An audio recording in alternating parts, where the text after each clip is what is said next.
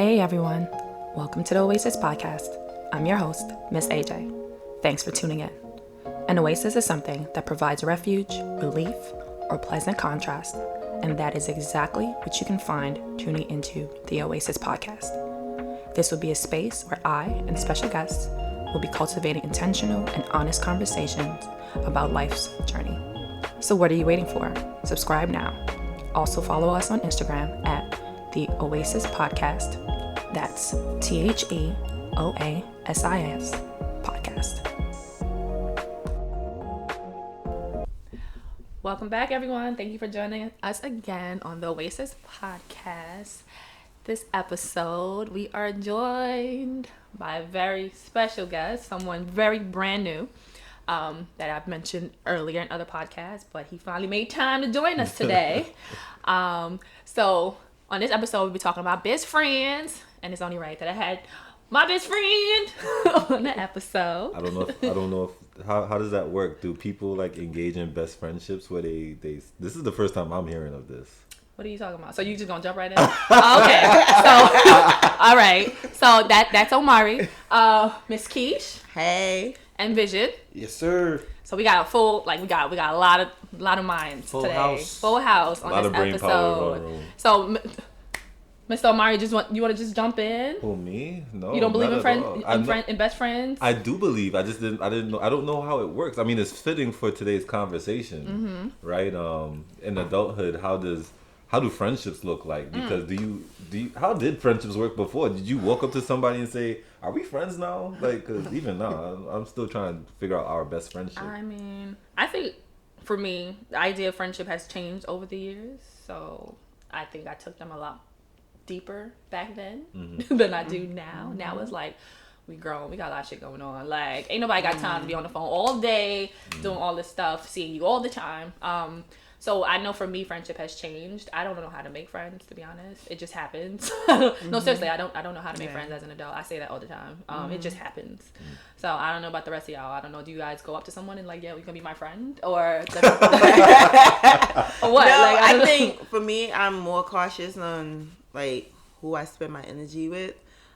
So when I look at someone and I kind of view the interactions with other people, then I start kind of engaging myself with them, and then you have to figure out if they're really for you in the sense of friendship, and even touching base with coworkers, like how can coworkers can navigate into becoming friends. And I'm luckily it's been real easy for me to kind of okay, so you touching on last episode, those of you who didn't check it out yet, struggles in the workplace, and we talk about coworkers becoming friends. But we dive right in. Let me just pull us back a little bit, and then ask the question, what does friendship even mean to you? Like, what is that? Like, what is friendship? Because I know there's so many different meanings out there, and how that even looks and how it manifests itself. So what does friendship mean to you, Vision? That's something I'm still trying to figure out. I mean, for me, friendship is always the day ones. And that might be the only people I do ever consider friends. If I'm not an associate of yours for years plus, I just acknowledge you as I know you. But to define friendship, I still haven't been able to articulate what I believe a real friendship is. So then how does someone become your day one then? They got to be there from day one. so from the moment you were born? Like, yeah. I had my friend since 3 years old. That's day one. The person I call my best friend, I knew homie since we were 5. We became best friends when we was in high school. So this is 18 years of least of serious friendship. We went to church together. We was I don't know the statute of limitations or anything, but we was out there, and at a very young age doing what young people do at that age. So we've been through a lot. So I don't necessarily believe that day one means time, but more than the things that you've done in that time, the Quality things that you experienced. spent. Exactly. And the intention of the I can subscribe the to friendship. that. Because I hear that, like, I'll see that phrase, people post and like, on my day one, and I'm like, what the hell does that mean? Like, does it mean that you know them super long or what? But I can subscribe to that. Like, okay, it doesn't matter the time; it's what happened in that time. Yeah. Okay. How about you? I mean, I think for friendship, it's difficult. Any kind of like relationships are on the spectrum, right? Because when you think about your intimate partners, for me, I would want the person that I'm dating, that I'm with, that I marry eventually, to be a friend.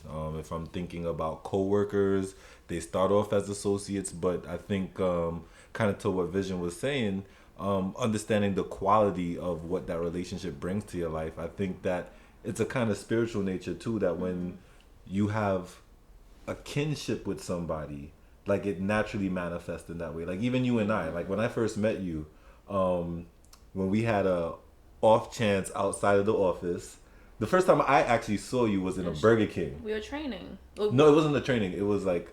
But me with shadowing. You were shadowing someone. Yes. Someone was shadowing me. Right. And yeah. See, so like just through being in the same room, there was no preparation for friendship, right? But through, like Vision said, time spent, being in the same proximity, us eventually getting to know each other. That's how friendships, and I guess best friendships, according to you, happen. You're not my best friend? That's okay. We're going to have to talk about that. That's okay. Maybe by the end of this, we could figure that out. By the end of this, we're going to figure it out. But I think that even in coming to know you, I wasn't personally looking for friends, right? But I think that when somebody can add something to your life, they earn a status depending on the vetting process. For sure. And it's more of like a growth, like where are you at in a specific phase of your life to add on a new friend? Like, are you in a good space where you know that person's intention is to help you grow and see certain things in a different light? Or are you in that space of, well, I don't really know you and what you're saying, I don't really give a damn, fuck you. You know, all that. But like, for me, friendships is like intention, growth, challenge. Like you have to challenge the core being of what I was when I met you to how you helped me grow when I'm still friends with you. Yeah. Absolutely.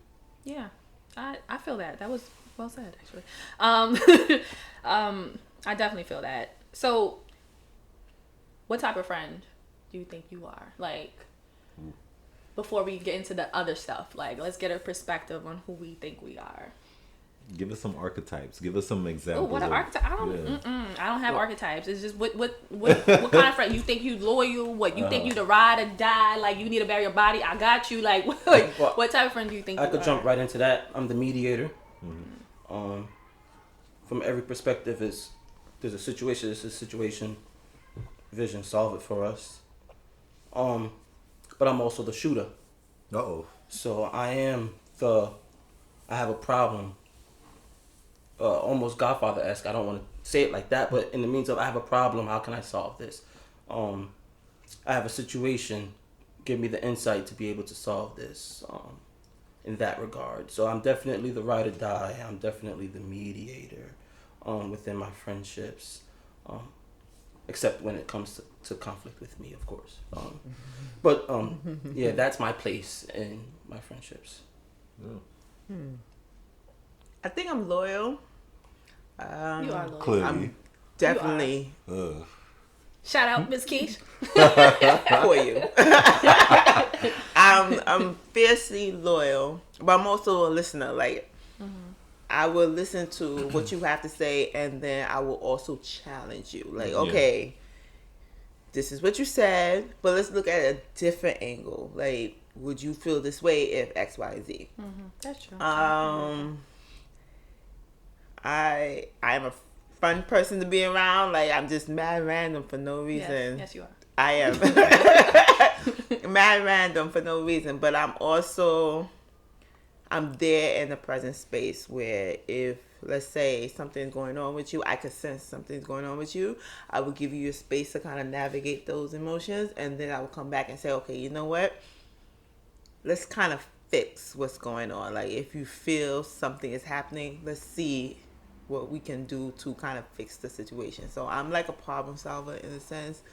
I'm not the godfather, but I'm the Don. Boss. But I think I'm just a natural person, and it really depends on who I vibe with. Like, I will allow you to grow in ways that you don't think you could grow. And I think that's my way of saying I'm gonna challenge you on certain things that you was thought that you were before you met me. Okay. Man, what kind of friend am I? I don't know. It depends, because in the ways that I've seen myself in different lights through different friendships, depending on what the need of the friendship is, like going back to the whole love language, framework of thinking. I think that kind of what Keisha was saying, like how does a person fit into your life, kind of constitutes what a friend is. And at certain times, I am the advice giver. Sometimes I'm the listener. Sometimes I'm the provider. Sometimes I'm the asker. I think that, I guess growth would be a synthesis that I like within my relationships. How growth manifests, it depends on what the needs of the friendships are. So I have my friends that we go out and we party. Yeah. I have my philosopher friends where we will just sit down and, think in the headspace all day. Like, friendships just come in different shapes and sizes. But I think that the underlying message in it, or like the underlying mission behind friendship, should be growth. This is the way that we come to understand ourselves. This is how we challenge ourselves, especially when somebody who cares about you is telling you something very real, or the fact that you need to be honest with something to somebody who you care about, worrying about their feelings. I think that friendship in that way challenges us to be better people. So I don't know, I guess I would have to just say growth all around. I don't know if that's the type of friend I am, the growth friend. I don't know. So I asked this question. I didn't even think about it for myself. I'm thinking about it now while y'all answering it, and I at first I was just like, I feel like I can resonate with a lot of what everyone said, but if you would have asked me this question when I was like 10 years ago, I would have told you like I'm loyal, like I'm loyal to a fault. You know what I'm saying? Right. Like I would say that would be my off the jump answer. And not to say that I'm no longer loyal, but I've learned to be adaptable. Right. Where I was not adaptable then. And I was like, yo, this is the type of person that I am, and you need to be like this. Right. This is the type of friend I need. But now I think that I'm still loyal, right? But I present that loyalty in the way that person needs it, if that makes sense, as opposed to like ramming it down their throat. And I would also say that I've learned to become a good listener. But I also still am that friend that's gonna be like, sis or bro, what you doing? Like I'll still hear you out, I listen and all that. But if I feel the need to say something, I will say something. But if I do say something, it's like Out of love. What's going on? So, hearing everything, like one thing comes to mind, like a distinction comes to mind. It sounds like, even though we haven't touched much upon it right now, it seems like adolescent friendships are more about validation, whereas here we're talking about accountability now as adults. Right? So, because even like when I'm thinking about like, so what kind of friend I am, I'm like, I don't know, the one that's gonna be annoyed with you, who don't want to talk to you sometimes. I don't have, like you said, I don't have that long list anymore. Right? Because I think it's more intuitive, and like we were saying before, friendships help you figure out who you are. So it has to be almost in some part a reflection of who you are. Yeah, absolutely. And you said something that was very essential. I think it's so important, is that there has to be the element of growth in that friendship. Because outgrown people is a very real thing. Absolutely. Right? And if that person can't grow with you, so maybe you're in your 20s, you love to be ratchet and party, and you just all like, the listen, time. just out here, just laying it down, and just out here, right? And then you decide that you're a little bit older, and now you just like, I don't want to do that anymore, right? That's just not who I am. I want to focus on my goals and my dreams. And that friend is just like, oh, you changed, like that eventually is going to become an issue, right? Like you have to grow together. Not to say the person has to change completely too, but it has to be a level of, I see you and I respect where you're at, and that's fine. Like I see that you're different now, but I'm going to accept the difference. But it's also in the sense of identity. Like, how are you as a friend being able to separate like the friendship. So like if I say I don't want to be that ratchet friend no more, and I just want to be that calm friend where it's just like go to lounges here and there, and you still want to turn up, how can you separate that but maintain the friendship? How you separate those two different identities and maintain a close friendship than how it was? I believe that it's important to identify what made you guys connect in the first place. It's not the lounges, it's not the parties that made you connect in the first place. There is something there that made you say, I fuck with this person. So, for example, in my current life, my best friend, we barely talk now. And I put that wedge in between us because there's certain things I need to work on for me. And I needed to make myself presentable, if that makes sense. I wanted to build myself so that way I could say, hey, world, this is the person who I want to be. And it was important for me to draw that isolation. But within that, there was some conflicts between the two of us, which caused some pretty intense text message debates and arguments or whatever the case may be.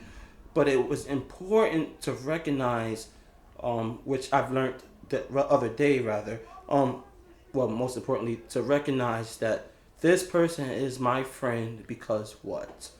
And it was because he pushed me and vice versa. It was important to have a male during that time that encouraged me to do better. Our friendship was always based on competition. And because of that, he got this phone, I worked harder so I could afford this phone. He got this girl, I worked harder to get this girl. And and through that rivalry, we developed a Healthy rivalry. A very healthy rivalry. Yes. But we developed a very strong connection and bond.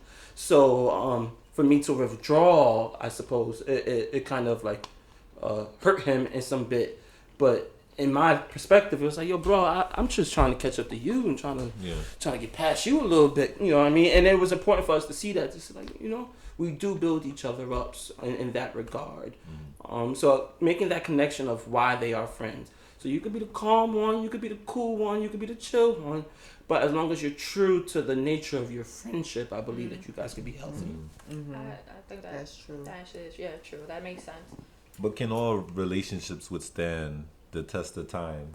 And does that then determine the quality of a friendship? Because I know like people exalt all those big friend groups. Oh, we've been friends for like 10 years and you know, does that necessarily mean that it's a virtuous relationship as it stands because of the time tested and whatnot? And you know what? That's a great question.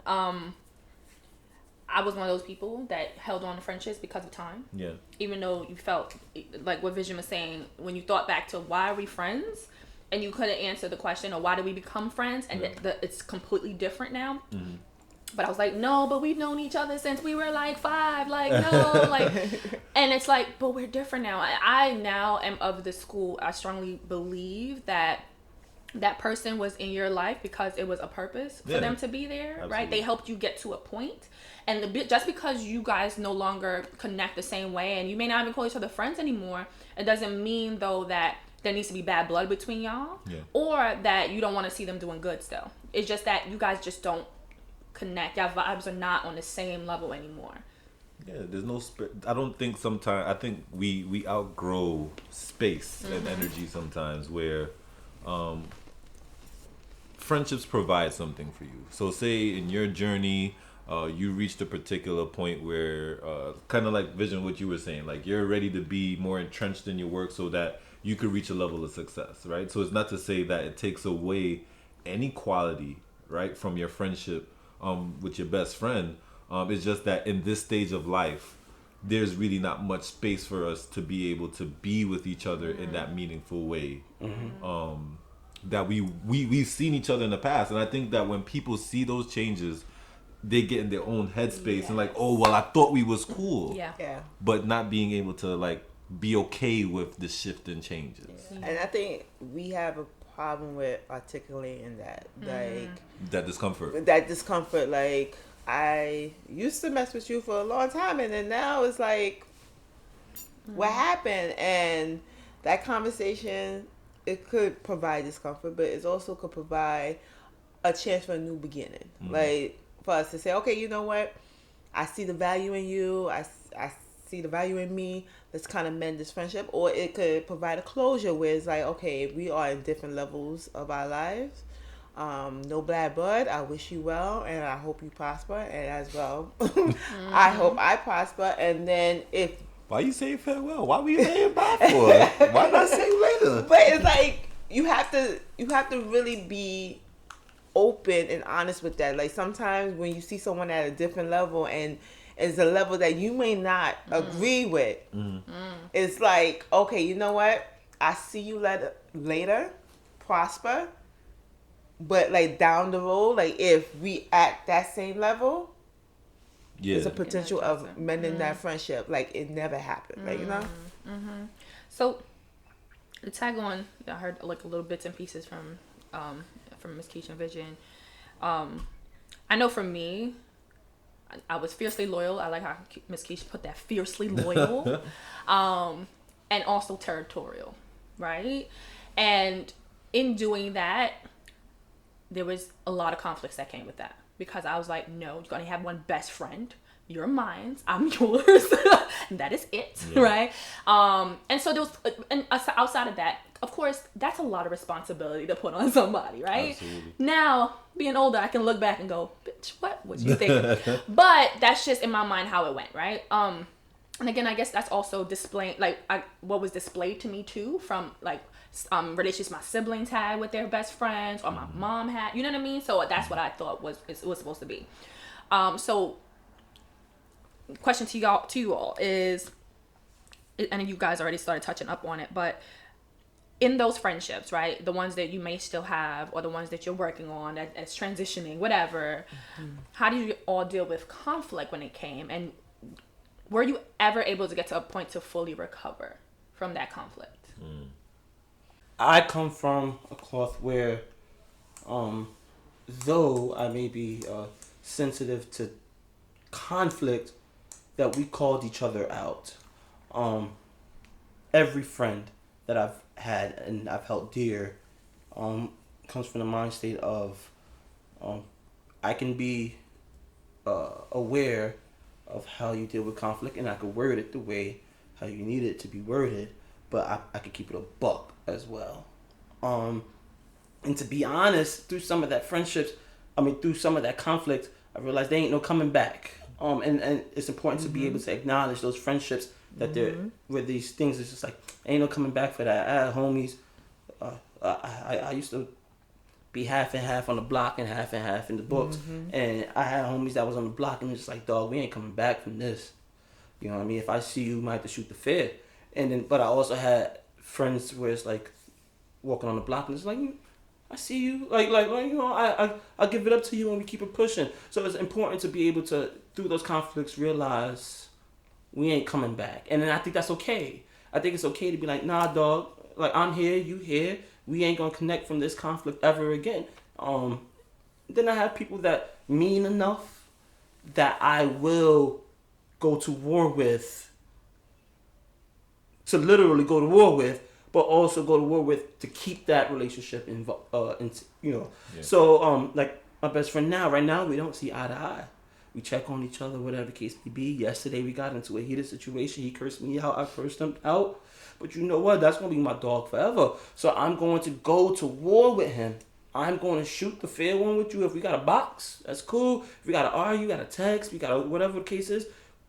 But I'm going to go the extra mile to make sure that even after we go through all of that, because of the experiences that we had together, that's a relationship that I don't want to lose.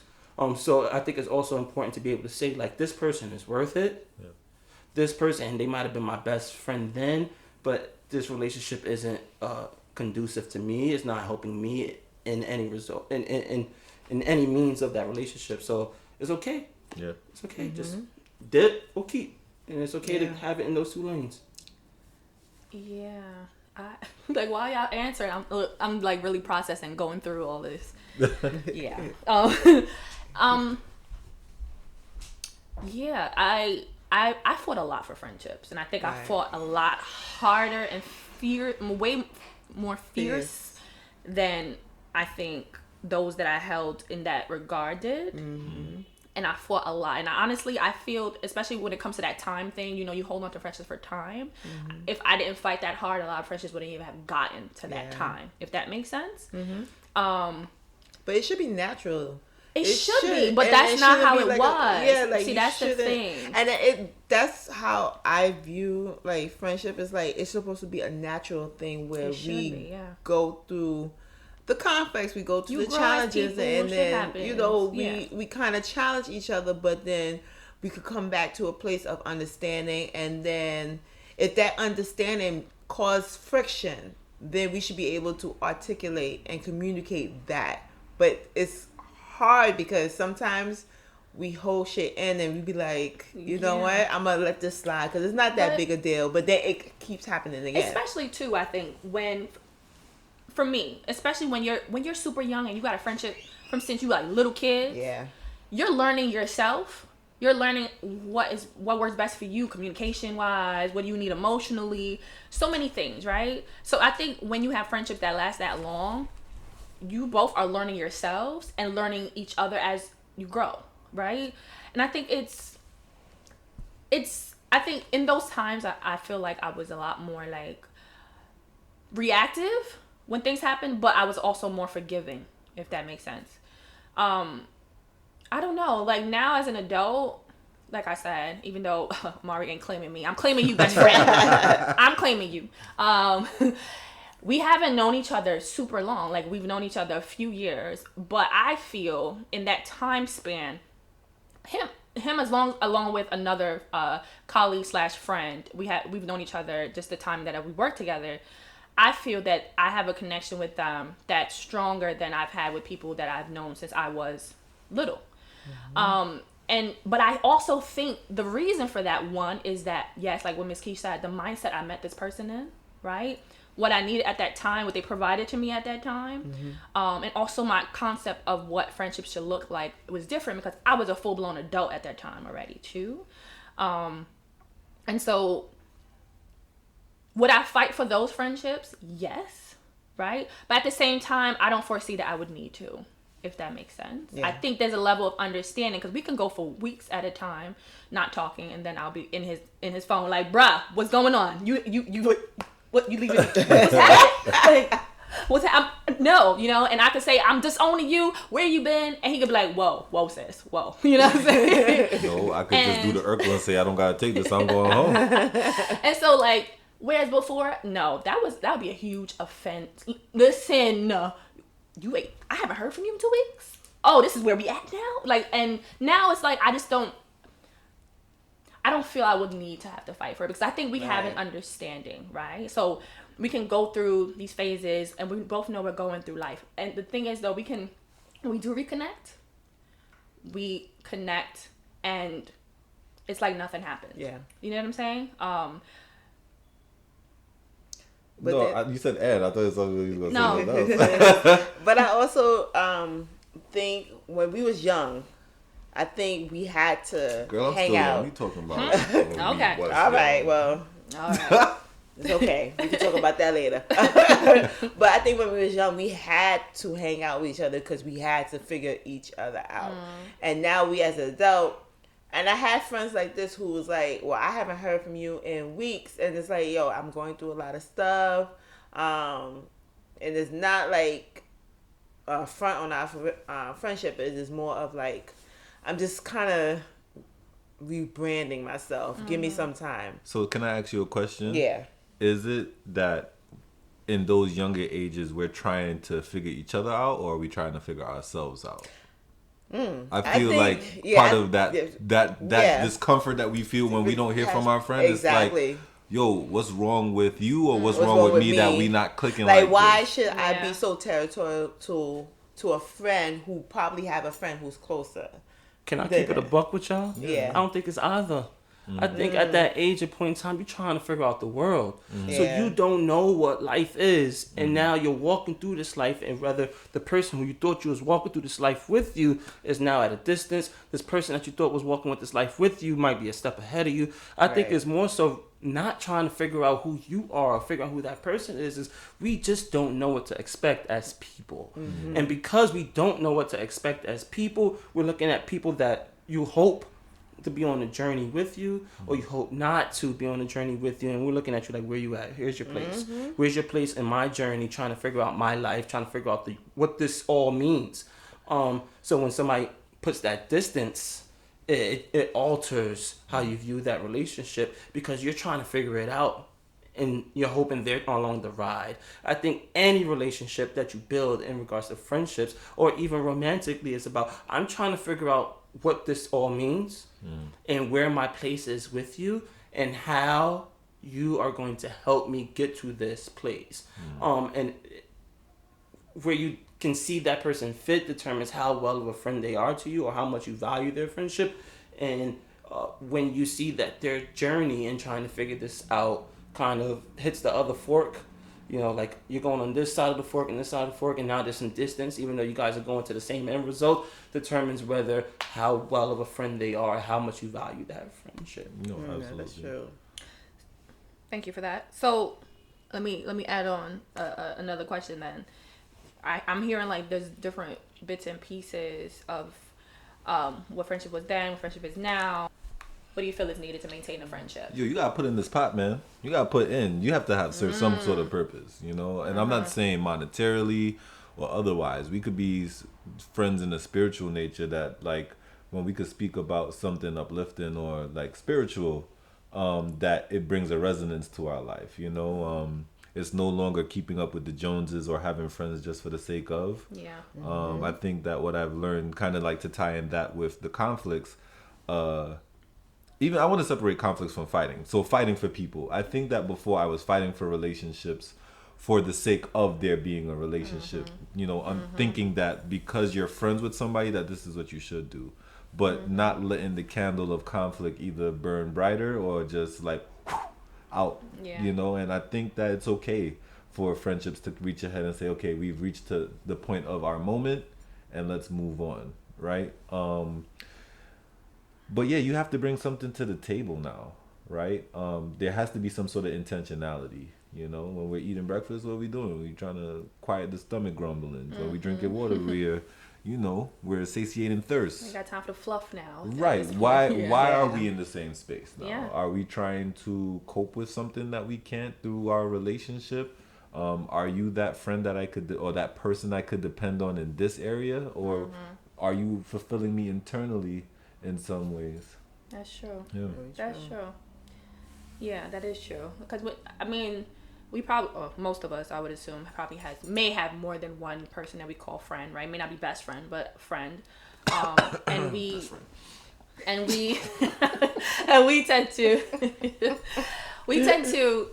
at least I know I do. I can't speak for everyone. I know I do. Depending on what's happening, you reach out to different people because you need that energy from them, right? Like that particular individual, right? When I need someone to be like, okay, wait, am I looking at this right? Like, break this down for me. But you know that person is gonna break it down for you, but also go like, but sis. Yeah. Here's where you need to be accountable. Right. I go to right. Like when I need, but he does it his way, right? And if I need something different, I'll go to Keisha because Keisha would laugh me through it, but be like, girl, you fucking up. Right? Like, so, and then there's other people you go to that's just like, oh, okay, you know, they give you different things. Not, some people don't have friends that will make them accountable, right? And they want that, and that's what they like. So they have individuals that would be like, oh girl, no, let's wild out because and that's, but that they know that and that's what they want and that's what they go for. But it's true. I think everybody in your life, I think at this point in life, should have a purpose and you should know what that purpose is. I think both people though should be aware of what that purpose is. So that things don't get muddy. Yeah. And I think for me that's how I maintain the friendship. For me, like, and I'm adaptable, just like what you said. Sometimes people need space, right? Because I've changed in that regard too. I used to always text, and because that's the space we were in when we were undergrad, right? Yeah. Undergrad, graduate. Can't remember. Okay. And then it's like, always hitting up each other, always. And then when I didn't hear from her, what's up with you? What's going on? Are you all right? What's up, right? But then it's like, girl, I'm going through some things. Got you, right? And then eventually you realize when you don't hear from the person regularly, things still going through. And then that's when you should check in. Hey, you all right? Let's go get a drink. Let's go. And so we learn how to do those things for that person, but don't take it personal. Yeah. And it's that's also how you the realness of the person too. Like, you have to know how to be honest though. Exactly. And some of us, we have a problem of being honest. Like we can see our friend fucking up in the area, and we don't know how to speak to them in the manner of like, well, I see you fucking up, but you know, I would love I would love for you to tell me, Omari, you're fucking up. how can I help you? You know, and I do that. Like usually, I'd be like, "How are you?" In those words, though, you fucking You fucking up. You in that fucking tone, up. Yeah, those? And the fucking up. You're fucking up. You're fucking up. Sad. I would not even sugarcoat nothing. I think some people have the issue of being real, because for me, I'm me 100% of the time, so there's no need to sugarcoat. If my tone offend you in some manner, you should be allowed to say that to me, and I'll take it like, okay, you know what, my language to you, I need to dial back. So instead of saying you're fucking up, it's more of, girl, do you see the way you're messing this particular situation up, or something like that? I thought you were gonna say, girl, do you see the way you're fucking up? You know, in my mind, I want to say that, but it's like more of, I'm remembering that person boundary of my language may not be sophisticated for them, you know? So I'm like, it's more of being honest in the nature of letting them know certain things that's happening in life, but then it's also being able to accept what they have in my life to say, you know what, girl, Keisha, you fucking up. Like, and are you able to take that? And that's what friendships are for. It's like, sometimes I can't handle the truth. But then I have to know, I have to accept that of me, but I have to grow in that mindset of handling the truth from other people. So I'm at that space where I can handle the truth. Can you handle truth right now? I can handle the truth. So if I was to tell you some truth right now, you'd be okay with it? I'll be fine. I got something to tell you. What? Yo, your hair look mad good, sis. Dang. Hello. Yo, you're so extra. But you know, I think Keesh touched upon something important. I think knowing your threshold as an adult for what your expectations are out of a friendship, and what your friends or people who you want to be as friends, to know their threshold and what they can offer is important. And I think Vision kind of touched upon it too, regardless to what you call that relationship. Just knowing what your expectations are, because it's very easy to get caught up in thinking that people don't care about you when they're not doing certain things for you. But again, I think one thing that we all agreed upon here is that things change and manifest differently over time, right? So if this part of the friendship that you treasured so much, so you're trying to be ratchet, you're trying to go out there and have a hot girl summer, and and your friends think you too old now. Right, you know, but no, like there's people who have kids, then life circumstances changes, right? Like, do friendships or how we look at friendships change at that point? And I think that it's okay if it does, because it's to say that, all right, this is the crux of what I need someone for. And that goes back to even the fighting. What are you fighting for? Is there something to fight for where something could mend? Or is that there are some very real expectations that people have in this relationship, whether frivolous or very realistic? Can these people collaboratively work together and maintain that virtue of that relationship? And if not, then I don't think it's a matter of people being bad or good. It's just the relationship doesn't serve us anymore the way it did. I think there's a level of trust that's needed though to be built before you can even want to be honest or accept honesty, right? And I think that depends on the friendship, because I forget who mentioned it earlier, but some friendships, you go to one friend for this and one friend for that, right? You want to turn up, I got friends for that, right? You want to talk about stocks and bonds, I got friends for that, right? And you build a level of trust in regards to what you need from that person, if that makes sense. And I think depending on that degree of trust built depends on how much honesty you give and how much you were willing to accept. And the crazy thing about it though is that, at least for me, and I felt that some relationships, it takes years to build that trust and that honesty, and other relationships, it's off the jump. right? And I definitely think it has to do with what you said about that energy and that vibe that person gives you, and also with that point in the life where you meet that individual. For sure. Like I can attest to that for sure. And again, like what you said, regardless of the name of the relationship, intimate, not intimate, friendship, or whatever, I think it applies there as well. That this relationship, it took you 2 months, and you and that person were the best of friends and partners, and with our lovers. And then another relationship, it takes like 2 years before you guys even broke a threshold to be like, oh, you kind of dope. All right. So it depends. I kind of want to challenge that. I think sometimes we could be very detrimental in the demise of a friendship, and we don't know it because of that concept of trust. So your friendship or your relationship with someone else differs from how it is with everyone else. Your relationship with Keisha is different than your relationship with Omari, and my relationship with Keisha is different than my relationship with Omari. So because of that, the person I'm presenting myself to be to somebody else is going to be completely different. Now, if that event there's something real that's happening between my friendship with Keisha, and I need to be able to express that, whether you trust me or not, I should have the freedom and the security, at least, as a quote-unquote friend, to express that. Now, whether you trust it or not is a whole other, it's a concept that you have to deal with yourself. Sounds like a personal problem. It's a personal problem. So if I see something, and this is, like, if I see something in Keisha, and it's like, yo, this hurt me, but she's like, yo, but this is how I am with somebody else, that doesn't matter. Because we're talking about our relationship and our friendship with each other, and not with your friendships with everyone else. So I think we have to be very, very careful on that concept of, I trust what you're saying, because the person that you are, the person I am to Omari, is not the same person I am to AJ, is not the same person I am to Tony, who's not the same person I am to Keisha or whoever, even to my mother. So we're different people within all our relationships. So we have to be very careful with that concept, and from my opinion, because you could be hurting your friendship when you think you're protecting yourself, or you think you're trying to add to that friendship in that regard. I hear that. I don't agree, though. I'm not different people with different people. Yeah. I'm the same person with those people. And me providing that person with what they need doesn't mean I changed who I am. If that makes sense. In the friendship, if I know Keisha needs laughter in the friendship, I'm not going to be disingenuous in providing that laughter. It's going to be genuinely me giving her the laughter, right?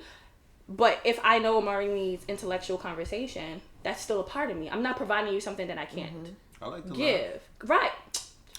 But what I'm saying is, I'm still me. I'm still that same individual. And if we are all in a room together, one person ain't going to be like, oh, she acting different. Everyone's going to see the same thing, because that's who they get when I'm with them individually or it's together. The energy of the relationship. So like that varies. Everyone presents, and for me, that was something I had to learn. That I had a best friend, and literally, and I say had, a best friend, and literally every friend that she was around, and I was around to see it, she was a different person. A different person. And for me, that boggled my mind. And I was just like, I don't understand it. Like, why you shifting this way? Literally, how she talked, how she acted, every single place that we were with. To me, that doesn't make sense, right? And I had to take my own time to, first I judged her for it. I'm going to be honest, right? Then we got to the point where it's like, can we talk about this? We talked about it. And then I got to the point of my own personal understanding of it. However, just because that's who she is, and that's her dynamic, and she had her reasons for it, does not mean that I have to also be that person and do that. I can understand it. Doesn't mean I'm subscribing to it. Right. I'm not that person. I am who I am with everyone, right? Now, in regards to providing, right, everybody will need something different from me. Right? But all those parts of me are still genuinely who I am. Yeah. I'm not creating that or fabricating that to give it to them at that point. It's like each relationship is heightened with certain bits and parts of ourselves to that particular friendship. I'm gonna cuss like a sailor with you and then not cuss like a sailor with you. Yeah. No, you can both gonna get me cussing. Like, it's just because that's who I am. Like, that is who I am. Period. But I understand. even in both approaches, at least there's like a thought process behind it. And I think Right. a lot of people don't have that thought Correct. process Yeah. when it comes to like, well, how do I navigate friendships? So what about, we're talking about mature friendships in our 30s, right? What about people who are in their 30s who haven't crossed that threshold of maturity, so to speak? Because, you know, even that phrase in itself, maturity, could be taken in so many different ways depending on who, right? Yeah, different contexts. But what about somebody who in their 30s, they're still not able to have fruitful relationships? They're still using like an adolescent means of evaluating friendships. What could you say to that When you person? say adolescent, So like you could say like what, up to 25 adolescence runs up to now? Yeah. Well, I guess I pose that question more because it's about, let's be selfish here. It's about what you can provide to me. And to be honest, it's about how much of this am I willing to provide to you, and it's the value of what you're providing. So I it's kind of hard for me to see that concept of adolescence when it's like, if I just need you to hang out and smoke some bud with me, then that's the nature of our friendship. You my guy, I call you up for that, and then so I can identify you as that person and still value that time or whatever the case may be. So it's hard for me to understand that concept maybe of adolescence. But sometimes people take advantage of that. So like I lost a friend because I was that pinpoint person for them. So yes, we was bonded in the sense of he had some trauma and he had all these situations that kind of made his friendship skewed. However, it was like, well, I know I could rely on Keisha on getting me beef patty and Flatbush because he lived out here. And it's like all this time he used me to get something for him, but then it was like, but Are we really friends? are we really friends? Are you using me for a purpose of getting certain materials from Flatbush from? Because they know you're dependable. Exactly, and seeing my dependent and using that and heighten that dependability. And when I asked for something in return and you was like, no, then it's like, but when I said no, it was a whole different ball game. It was a whole problem. So what I'm saying is like, sometimes people take advantage of our specific traits of friendship. I could be very dependable in certain situations, but then it's like, okay, I'm gonna use that, and then we could navigate on our friendship based on your dependability or whatever. My question to you would be, do you know what his purpose was for you? Because it was clear in this situation, it seems like he might know what your purpose is to him. Yeah. But do you know what his purpose was for your life? If they even cared. They even care. That's another thing. Like, we talked, we had like deep conversations, and he would be try to call me out on my shit, and then when I do the same thing, it was like, wait, hold on. And it's like, but you're so willing to call people out on their shit, but when someone touched the crevice of your trauma, it's like, it's a whole different ball game. So in that sense, no, I didn't know. However, after the situation that happened, it was just clear to me, like, okay, I see your toxic ways. I'm gonna remove myself in this situation. Was that right to just blank off not talking to you? It depends. That's what you needed. That's what I needed. If I don't need to talk to you, I don't need to talk to you. Like, if you said it was all right for you to say no, then it was all right for me to not talk to you. So you have to accept certain boundaries of that. I think all relationships, like, you go through learning curves, right? You have to go through experiences to know, oh, okay, you're this type of person or that type of person. For me, and again, this is strictly my opinion, I felt that I became, or I was able to better understand other people when I understood myself. You can't sit here and try to read people. You can't sit here and try to break down people's shit, and you are not aware of your shit, or not willing to look at your shit. In or if you are open to talk about your shit. You have to be in the process. I think we're all forever growing and learning our shit, right? But you have to literally, I feel, take a good look in the fucking mirror and be able to, like, take that look and really feel that. And I think for a lot of people in relationships, in friendships, is they're so quick and so easy to be like, hey you, this is this and this and this. Or quick to insult. well, it comes off as insult for sure. And I would take it as an insult, especially if I know for a fact this person, you haven't even done the work to know who you are, but yet you want to sit here and tell me about who I am. And I think that part is important. Why is that? I forgot where I read it. I don't know if we talked about it. I can't remember, but someone said it about being insightful on who you are makes you more understanding to other people. Right, absolutely. Right? Because if you can get to the root of why you do things and how you do things, you won't need a person to sit here and have to break down and explain every fucking thing. You'll be able to just be able to go, this person is human.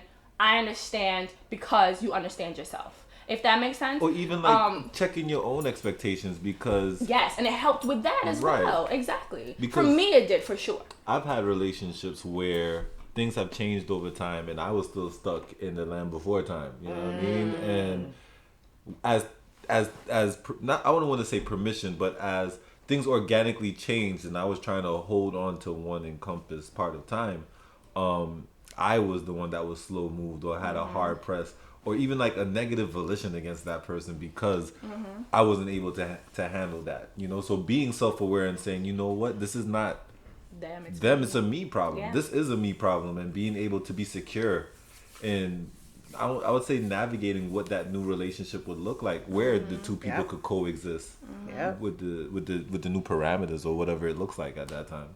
You know, and sometimes it's hard though.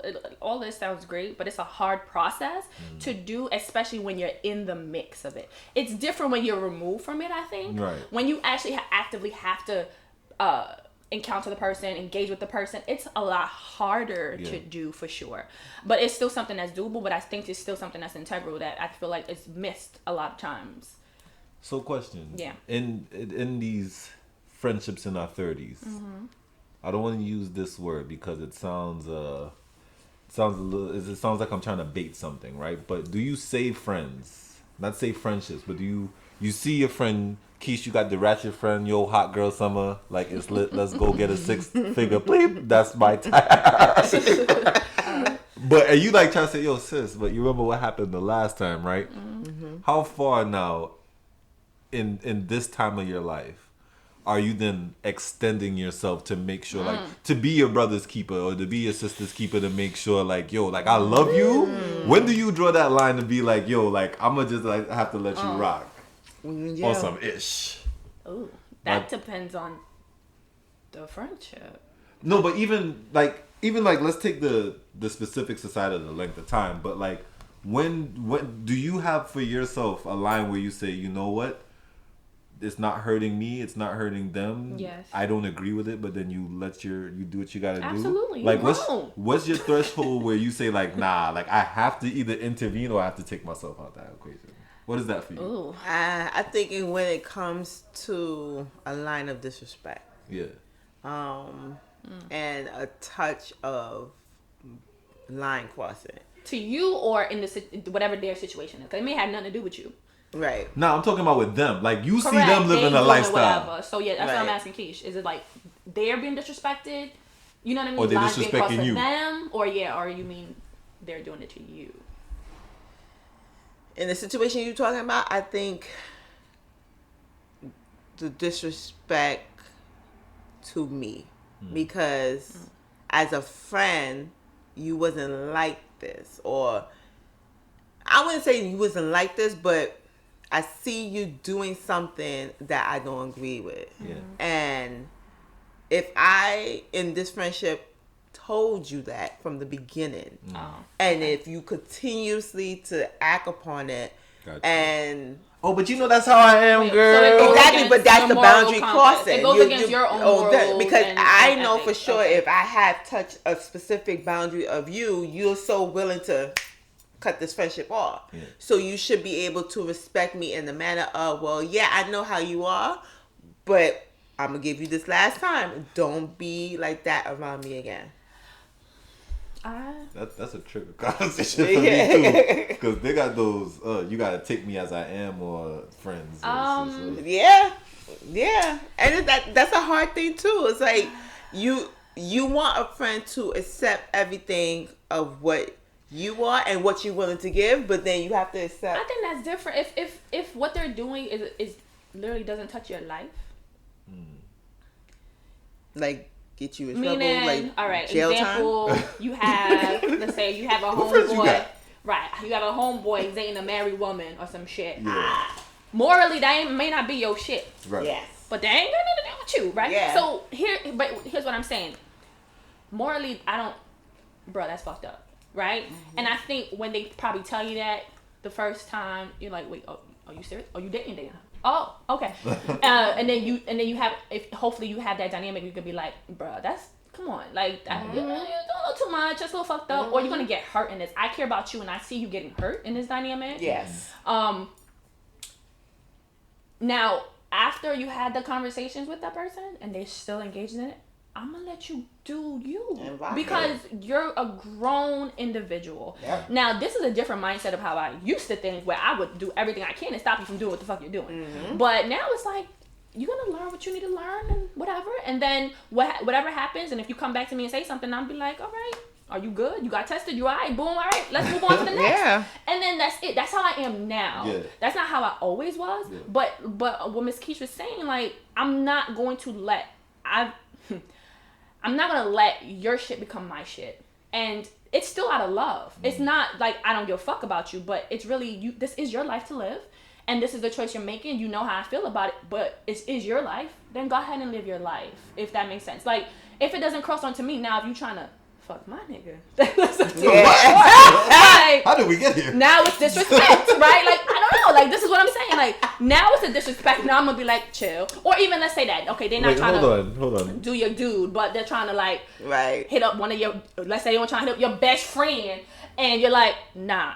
Chill. Like, he has a whole girl. Like, be respectful. Respect her. They've been together a while. Don't do that, right? And then the person's still like trying to slide in their DM. Just like, now that might be an issue. Like, okay, now you're disrespecting me, right? AJ, because this is my friendship. What friends are you talking about right now? You sound like you got ratchet Tuesdays going on in your friendships. Don't know my life. Not playing. Don't judge her. But yeah, so like that. So yeah. Yeah, so I say that difference now for me now. You know, there's that difference now. Yeah. Just because you're friends doesn't mean your lives have to be like enmeshed. Intimate. Yeah. Like, live your life. I just be safe. That's always my thing. Be safe. Are you happy with yes. what you're doing? Are you being safe? Cool. No, if you need me, be like. Okay, and then outside of that, go ahead. And that's how I see it too, because it's like, if I offer you advice on a particular situation and you refuse to take that advice, I'm not going to pressure you to kind of live up to the standard that is pleasing to me. Yeah. It's more of, all right, I gave you this concrete advice, and then you didn't take it. I'm gonna let you rock. Right. No judgment over here, but it's just more of, don't let it come and touch me. Right, if it touch me, it's now maybe the husband now got a hold of numbers. Now they hitting you up like, oh, no judgment. Now when your mess is coming into my life, right? When your mess is coming into my life, then that's different. Like that becomes different. But outside of that, now, bro, listen, you want to do that? Go ahead, knock it out. You know what? You know, you live once. You want to date a married person? I'm not saying I subscribe to it, but if you want to, go ahead, enjoy. You know what I'm saying? But I'm gonna tell you how I feel about it. I'm not gonna sit there and be like, and no, I'm like, judge. That's messy. Yeah. I was like, because they made a commitment, and yes, it's their choice, but you also have a choice here. Like, I would make that clear. Like, I would make that clear and be like, is this person really yours? Exactly. Like, understand what is your value place you hold in this person. Like, I would talk to them in that way. Like, what are you trying to get out of this? You just want a nut? Oh, okay, then, all right. But if you want a relationship, like, this is not gonna work. So I would end it like, but just like what Keesh said, I talked to you once, talked to you twice. No, I don't even go twice. That whole thing just sounds like them people need counseling. Okay, yeah, that's different. That's above your pay grade. When people don't feel, they must learn. Oh, who don't hear this feel? Also very true, but I think we're not their parents. Like, you know what I mean? Like, we're not people's parents. And I think as we get older, we have to let go. if that makes sense. I think when, at least for my friendships when we were younger, we did a lot of being accountable for each other. Yeah. And one, because our parents are watching, probably. Because if you in some shit, then my mother going to think I'm in some shit, which I might be, but she don't need to know that. Like, so you're like, now it's like, it's not, for me at least, it's not, I'm not of the mind now of birds of a feather now. It's like, we all grown. We go to each other for different things, and then we go to our corners. Yeah. So it's different. I just view it differently when it comes to that now. I think for me, when I reach a point where I feel like in our interactions, in our conversations, and there's a recurring theme that's not being reconciled, whether between us or even in your life, and I feel like I need to take that step back. Once it starts encroaching on my life, kind of think it's been said in different ways. Yeah. But like, say for instance, you have somebody who, you always have that friend that always have some kind of problem, right? And you do try to be there, and you are there for them, but it never seems to be like there's any kind of ease, or that without you the person could survive. Like my mother taught me, right? Like good old mama taught you, if it wasn't there, right, how they was gonna be able to be okay. Like, what would they do without you then, basically? Correct. And even with that saying, it's like you want to make sure that, kind of like what you were saying about your friend, that because you're on Flatbush, like, what if you wasn't on Flatbush? How was they gonna eat that beef patty? Yeah. Uber Eats don't go. Do they go to Golden Crust? Damn. They gonna charge you extra. That's crazy. Extra. You gonna get it.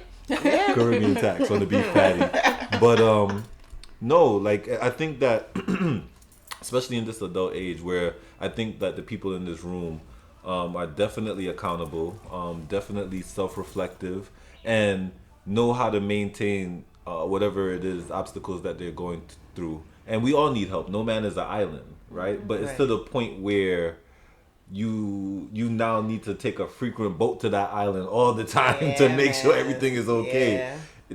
Now you're making it, you're changing the virtue of what a friendship is, and making it more like about, right, exactly. It doesn't become a friendship anymore. So to jump off of what you just said, let's say this person took you there and you're like, yo, this is draining, like, this is too much. What do you all do when you had long-standing relationships, long-time relationships, and they dissipate? You decide that it's no more for you, or something happens and it's not, maybe it wasn't even really a decision, but something happens and it causes it. I mean, what are the different ways, if it's happened, why did it happen for you? And like, how did you end up feeling about it, and did you ever bounce back from it? It's a lot of questions, but yeah, I'm not sure where to start. You lost a friendship. Yeah. What happened? Like, think about, I guess, where you are now in life. A friendship that you cared about that is no longer there. That's no longer there. So why was that the case? To be honest with you, from my perspective, if you have a long-lasting friendship, quote unquote, and you're not able to pass it, y'all really wasn't niggas like that to begin with. And I think it's really important to be able to acknowledge, this is what that person meant to me at this time for whatever reason.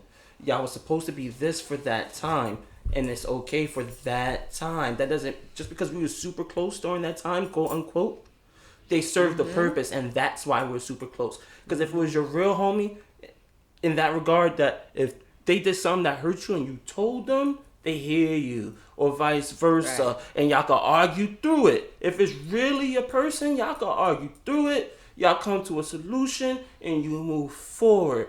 But if you guys can't come to any kind of solution, if one person's saying I'm not budging and the other one's not gonna budge, or one person's trying to budge and the other person ain't budging, that person really wasn't for you to begin with. And it's important to be able to identify that. Like, we really wasn't all that to begin with. You just served the purpose for me. And then anybody who's real, they're gonna hear what you're saying, but like, yo, you hurt me? Oh, word? Bet. I hurt you? Word? Bet. Is this salvageable? It is. Cool. How can we move forward? But if you can't move forward from it, it wasn't your real man to begin with. I don't agree with half of that. I think that, I don't agree with that. I think that, people do come in your life sometimes for periods of time. It could be years at a time. And in that time, they serve the purpose. But just because the relationship is no longer doesn't mean that they weren't what they were to you at that time. They were still your best friend from 0 to 25. Yeah. But at 25, you guys outgrew each other. Doesn't make it what happened in the past 25 years. They weren't really your friends. I don't think that's true, because at 25 to 26, you could have become a different person. Something in life, some major person could experience grief. Like something major could have happened that shifted the dynamic, and then things happen. So I agree with half of that. Yeah, I definitely think some people come in your life for certain reasons and certain purposes. But if relationships no longer happen, they're no longer there, it doesn't mean that they weren't real. And just things happen. People outgrow each other. And sometimes it could be something happens in that moment, right? Like what Miss Keesh was saying. Right now, where we are in life, we're not seeing each other. We're just not connecting like how we needed to, right? But if you guys, again, I do believe if you guys were real friends, or if you guys had that real like connection, right? That maybe later on, maybe after that person gone over that hurdle, or after something, whatever, you guys can reconnect. Sure. You know what I'm saying? But the relationship not being able to get through this thing at that point doesn't mean that it wasn't a real relationship, or it wasn't a real friendship, or you wasn't a best friend, or whatever the case is. Because we grow and things change, and so it happens. To clarify that, yes, people do grow and people do become different. But real recognizes real, and if somebody sees it, that there's a trauma that caused you to be this way, or somebody realizes that there's a growth that you're hitting, they respect that. And it's important to be able to acknowledge, like, giving space to a situation is definitely different than giving space to a situation is definitely different than completely abandoning it. But when you have to completely abandon a friendship, quote unquote, let's be real. How real was that person to you if you had to completely abandon? Now, if there's a space when y'all need like that, you get a year, 2 years, 3 years, whatever, how long it takes, and you guys reconnect, then clearly there was something there that was real. And I'm not challenging that notion. I'm talking about that concept of like, yo, I just got to dead this guy. Right. I got to dead him. Then there was nothing really real there if you just got to be like, yo, I got to dead this person. It could have been real to one person and not to the other, though. Which is what I mentioned earlier. Like, there could be somebody trying to move there and the other person ain't trying to move, whatever the case may be. So it's important for you to know your intentions and the other person's intentions as well. Yes, I do agree in that regard. So what happened? Okay, so you lost the friendship. So, I mean, I don't know if anyone has a story they want to share about how the friendship got lost. But essentially, how did it feel? And, like, were you able to bounce back from it, essentially? Meaning, either were you guys able to reconnect? Or were you able to develop another friendship that was as strong? Oh, I had a friend from middle school, and we transitioned into young adulthood, and we was good friends. I helped her with a serious point of her life where she was cutting herself, and I used to check in on her just to make sure that she was okay, even like visit her from time to time. And as we transitioned into young adulthood, she was dealing with a taken man. I mean, the man was in a relationship, and I knew the guy too. We was all in middle school together, and I told her once, and that was it. She did what she had to do. And I'm also friends with the man's girl, because that's from high school. And one time, the girl from high school invited me to the baby shower. So I told my friend, I said, I'm not going to the baby shower out of respect of you. But she posted a picture that I liked. So I liked it. Naturally. I love everything. You see me on Facebook. I love everything. And she took such an offense to that. But you didn't go, though? I didn't go. Okay. I just liked it. I liked the fact it was family. It was, whatever. And I liked it. And woke up to a voicemail. Oh, you fake, you phony. Just liking a picture. You fake, you're phony. I don't want nothing to do with you. And for me, I felt that situation could be salvageable. It was just like, well, you know my nature. I love and like everything. Is no issue. But like, she took offense for me liking something that the boy was not even in the picture. It was just the girl. Like, she took a nice, beautiful picture, and I sincerely liked it. So it was like, you're fake, you're phony, and it was just like, are you really removing this relationship because I like one picture? And to me, I tried to salvage that relationship, and then I realized that she had toxic behavior, because it's like she felt that I was not loyal, and she come and told other people and made people feel like I was disloyal, like I was hanging out with the girl. I never hang out with her in the day of my life. I just like one picture. And from time to time, she hit me up here and there, how you doing, what's going on. And, I talk to her here and there, but it's not the same. It's just, it was just like, I saw your toxic behavior as something that I dismissed at the time, but now I'm at the space of I don't need that. growth. I don't need it. Yeah. I don't need it at all. Chances. I'm not going to take chances. And it was so funny. The same person that she was telling, like, I was fake and phony, who was agreeing, came back to me, was like, yo, she dead in a relationship with me over something similar of your nature. And I thought it was so astounding. Like, y'all was crucifying me. Y'all put me to the cross for liking this picture, and then you did something similar in that nature, and she crucified you, and then you realized that, oh, you wasn't really the person that had the issue. It was mainly her. So, like, from time to time, she keep texting, and she called one time, but like, I always change my number, so I'm like, who is this? And she took that as offense, like, oh, you dead in me. And I'm like, no, like, literally, I changed my number, like, who is this? She listening to this and she gonna come for you. Yeah, well, she probably will, but like, I'll be all right, okay. All right. But I, in the sense of what you're asking, to me it was salvageable, but to her it was like a sin. So, at this moment of life, Diamond, I don't need that. There's some things that you just cannot deal with when you're in particular moments of life Over for a whatever picture. reason. Like, when maybe a few years ago it was cool. Now it's like, nah, I don't need that. I don't need that. I'm not in that space.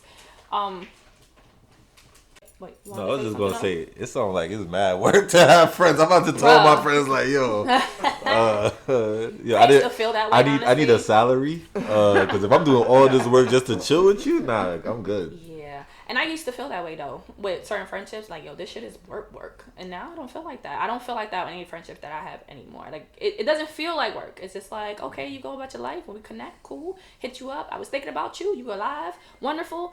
All right, and we can get up. Can we get up now? We can't. Cool. And then we move on. Like, it shouldn't feel like some extra shit. There could be times when, that person's gonna need you. They're going through some shit, but it shouldn't be just to maintain a relationship every day, in and out. That's the problem that I have when the exception becomes the rule. Like, when we have either that one exceptional friendship that all friendships have to look like, or even when we had this one like real exceptional high time when like we was like, even like you and I, we worked together, we used to spend more time together due to proximity, right? But then does that then mean that we're less friends because we don't, right?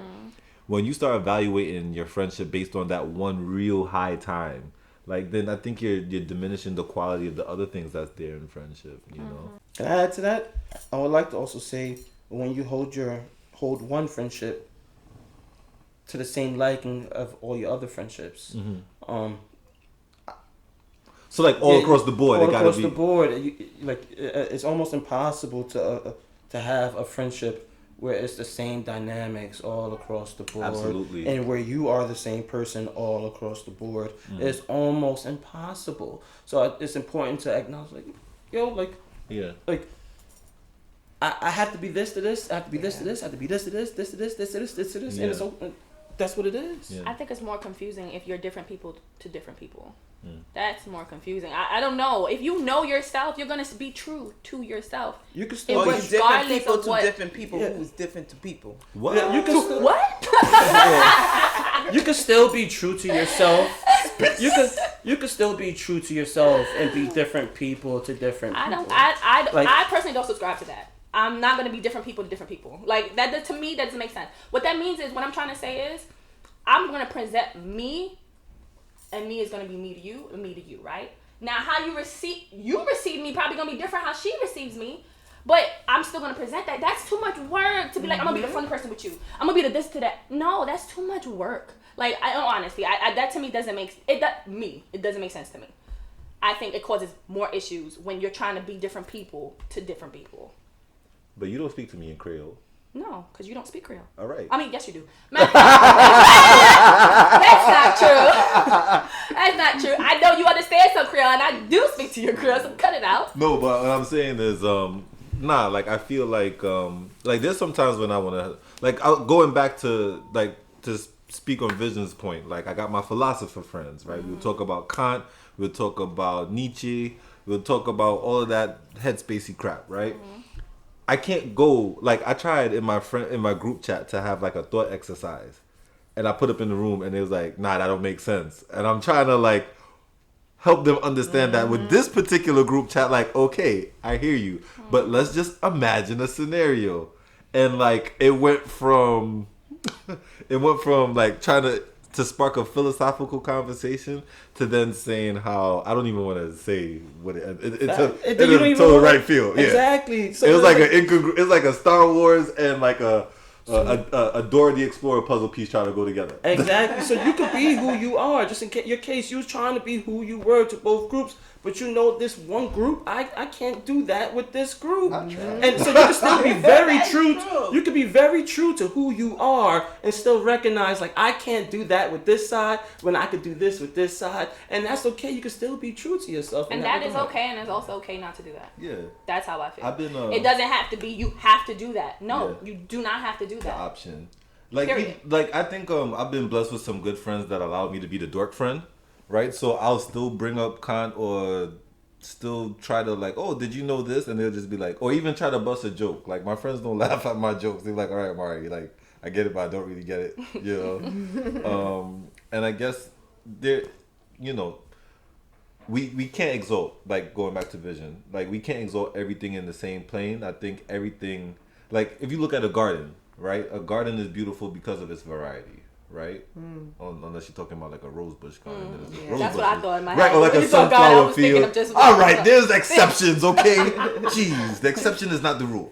But no, I think when you look at a garden, or you're looking at variety, you know, you got your dandelions, your daffodils, and your lilies, and your roses. I'm just trying to name some. Relax. I'm messing with you. But and it's because of the color and the variety, and even when you think about a recipe, right? A recipe has different spices. They all have different stages, so every one of them is integral. Even though the main star of the dish might be cheese, they're supporting things underlying it or around it that make it the holistic. Everyone has different layers to them, and different layers are people are gonna receive those different layers differently, right? Agreed.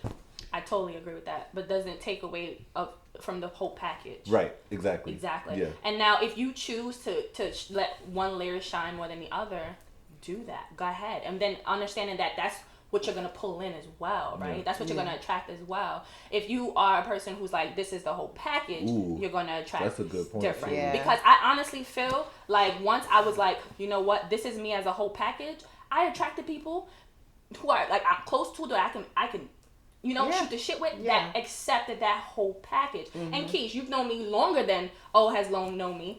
In the time that you've known me, have I changed? Yeah. Right? And I had to change, right? But she was able to accept that whole package, though. Right? Because she loyal. Okay, girl. Yeah. Right? So, and that's the thing. And I think that you have to know yourself. You have to know what you want. You have to know what you're looking for before you go out and be like, oh, I need these people in my life. I need these people in my life. Once you know yourself, you're going to be able to then to look at the people in your life and go, but it's also the value of that person's intentionality. Exactly. Yeah. It's the value. You have to be intentional. You absolutely have to be intentional. Like, if you see that person changing, it's like, all right, I can accept this person as they were. And as they become. So it's the value of that. Yes. Absolutely. Value, no, you're absolutely correct. Value for sure. Patrick, damn. So, last but not least, we always throw it in here. We probably need to have this conversation again. But anyway, mental health and friendships, right? We talked about some dynamics being draining. We talked about them feeling like you have to be, you know, different. Maybe you provide this, provide that, to this friendship, to that friendship. So what are your thoughts on just the connection of mental health and just friendships? It's hand in hand. Yeah. It's hand in hand. Why do you say that? Anytime you have somebody close to you that is in a vulnerable space, right? It's almost like a key to your inner self, right? It's a way that people reflect on themselves. They evaluate themselves. I think earlier you mentioned, depending on how much you can trust the relationship, would heed to how much you can listen and accept what they're saying. Imagine you give that to the wrong person. You have a vulnerability at the wrong time. You think you create a purpose for this individual in your life, right? Then you start following their lead because you don't know your ass from your head. Yeah. Where does that end you up? Yeah. Right? So I think being intentional with your time. I know a lot of us, we spoke about friends having different roles, but asking yourself, what vulnerability do you have for friendship or for relationships that can possibly allow the wrong person to come in? Yeah. I think it's very important not to confuse the two. That's true. I definitely agree with I that. agree with that.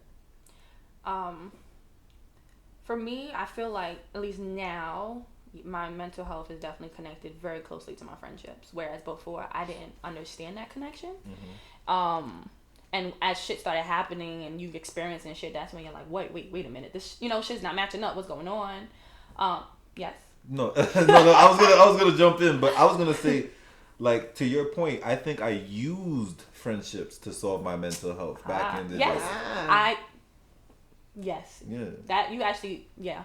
I did the exact same thing, right? When I was feeling empty, a void, let me run to my best friend, right? She's gonna fill me up, make me feel better. If I'm feeling depressed, let me go to my best friend. If I'm feeling anxiety, let me go, like, and I used to do that a lot. I used to run to those dynamics and those relationships to fulfill those parts of me, or to get to, and what they did was pretty much put a Band-Aid on a gunshot wound, honestly, because if I didn't take the time to really do it myself, because sometimes people can't be there for you all the time because it's not possible, or even in the way that you think you need it. Exactly. Especially that was definitely a big lesson for me to learn, right? And the way I needed it, they couldn't do it, right? And so now it's like, at that time I couldn't understand that. At the time I was like, no, I want it like this, I need it like this, and they couldn't give it to me, and so it was an issue for me.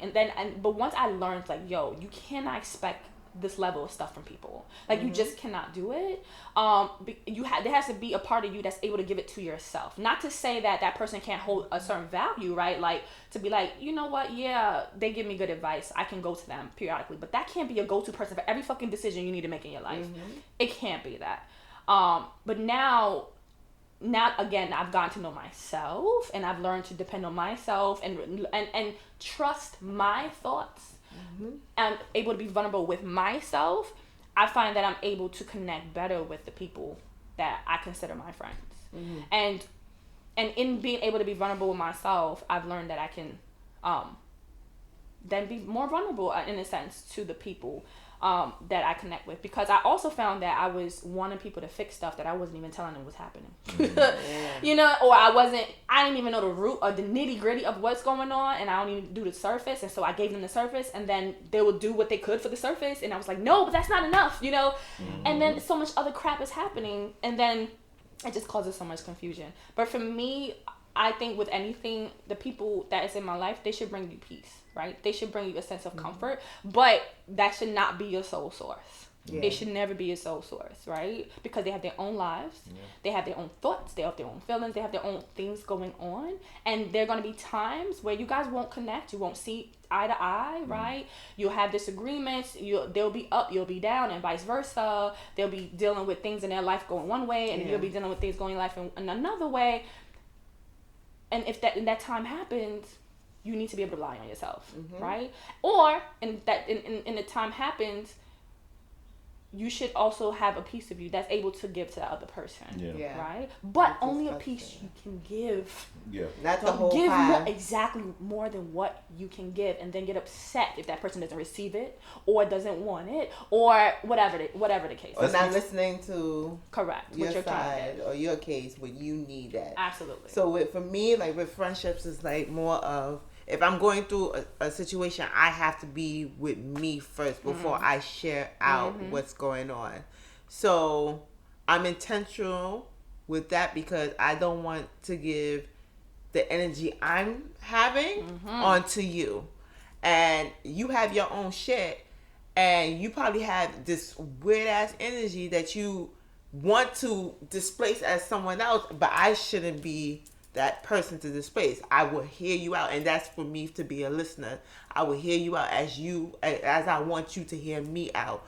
But I'm very I'm cautious on my situation of I'm sharing piece of peace. Like I should be able to be at peace with the situation that I am going through before I'm willing to say, well, hey, this is what I'm going through, X, Y, and Z, blah, blah, blah. I already made a decision already, but I want you to hear what's been bothering me. And that kind of speaks to, I think, another level where your friend with your beef patty friend, as we refer to them, where you saw that it was even encroaching on your own mental health, needing to be that provider and losing a friend in that instance. So definitely understanding where your mental health is before you allow the friendship to spill into it is important. Yeah. So let's end off on a positive note. Think about your best friendship and think about that one quality that makes it the best. Yo, love, man. Love. Like seriously, yes, amongst the common denominator with all of my my herald relationships, and even some of the ones that we're not as close, I think there is a genuine essence of love there that when we meet again, even if it's like homies on the block, like I got people that I see on my block and we don't know anything extensively except that we've walked past each other for years.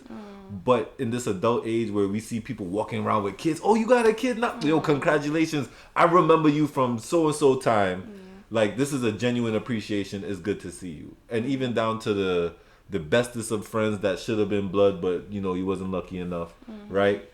There's always love there. So I think, for me, a foundation of relationships really is the essence of love. Oh, that's sweet. So my number is 555. See, we need to save that for the part 3 of Dating While 30. Okay, if you want to hook up. For me, I think thinking of the relationships that I cherish the most are the relationships that I can bring myself 100%, and that person takes the time to see me. Right, and not they see me like I can't emphasize that anymore. You know what I mean? Like, even in the moment we could be disagreeing. Like we know, like sis, I'm talking about B, and I'm like D. They can. And over there making a face because you know what it is. They can. Y'all be playing. Who wants to make a million? Who want to be a millionaire? They can, and then I think what you said is true because I think there's that love there, but they see me enough to be like, yo, I know she's not really trying to fucking make me want to shoot myself right now. She just doesn't understand what I'm saying, B. But I'm going to have enough in me because I care enough that I'm going to give her that space until she realizes this is B. Yeah. And especially with our dynamic, me and O, for sure, that happens a lot. Or used to. I don't think it happens as much. You'll be trying to say something to me, and I just don't get it, right? Oh, that happens all the time. Oh yeah. And yes, you see, he laughing, and he say it happens all the time, and we could get frustrated with each other because he might be saying something I disagree with it, and I'm like, bro, why are you thinking about it like that, or vice versa? But we don't sit here and be like, oh, you're a fucking terrible person. Yeah. This shit. It's like, all right, sis, we gonna get off the phone or whatever, and guess what happens? We come back and be like, oh, you know what? I thought about what you said, or whatever the case, or we just move on because I know, okay, we're not gonna agree on things all the time. It is what it is. Right. I still respect you. I still care for you, and we can move on. And to me, that's what's integral. And the same thing with you, Keesh, and other people that I connect with. It's like I have one of my other colleagues / friends. She's like, she is a beautiful mess, and you know what I mean. Like, and she's she's all over the place. She's whatever, but when you need her to hone in and to be there for you, she can do that. And we know what our downfalls are, but at the same time, it's like, you know this. Okay, girl. You know, and then it's able to like just connect on that level. And I can see her and she sees me when we need to be seen. And I think that's what's essential in the relationships that I truly value. Mm-hmm. I think more of a support factor, because in a crucial time of my life, I would check in with myself, but two, I would like the support that you provide for me. And as I provide you with the support that you need throughout anything, any phase, whether it's happy, sad, in different phase of your life. So I think support for me, because I'm more of an action-based person. I really never could get into the word. Acts of service is your love language. Yeah, yeah. So you want somebody to bust like a bouquet of roses, or like no. Come and cook for you me, like I would say, in the acts of service, I made you a taco. Okay. That's how I am. What if I grew the flowers though? Because I just realized like that's a gift. Flowers is a gift. So what if I grew the flowers with the intentions of giving them to you? I would accept that. Yeah. Is that service? Yeah, okay. I would accept You'd that. be like, but with the service, I don't necessarily need the flowers right away. Got you. It's more of I thought about you. Here's the flowers. I'm like, oh, okay, that's sweet. Thank you. Mm-hmm. But me, I give to give and don't need to receive back. And that's what I see as support. Like, I give you the support that you need to grow. And even if that support means cutting me off, by all means, I'm supporting you in that decision. And I'm not going to, like, try to stray you away from the decision. But I wouldn't expect something back from you unless it's, like, what you want to give. I'm not going to force you to give to me. Like, if I made you a taco, I expect you to give me a quesadilla. Yeah. No, it's supposed to be a genuine reciprocation of the relationship. You hungry? I'm hungry. I ain't had no lunch yet. Last but not least, Vision, something positive that you take away from one of your top friendships. Regardless of whether if it's something we want to hear or not, we say what we got to say with the best interests at heart. My best friend, we argue all the time, and a lot of the time she's right, and he'll say a lot of the time Derek is right. Whether if we're prepared to hear it is a whole nother concept, or we're ready to hear it, a whole nother concept. But I keep it a buck, he keep it a buck, and it is what it is. And we disagree on it, we shut down, we come back, and when we're really ready to be able to be like, yo, it is what it is. As long as we can push each other to maximize our potential, I'm Gucci. All right. Thank you for joining us. For today's Connection Corner, I leave you with: know your place in people's lives and act accordingly. It's not pride, it's self-respect.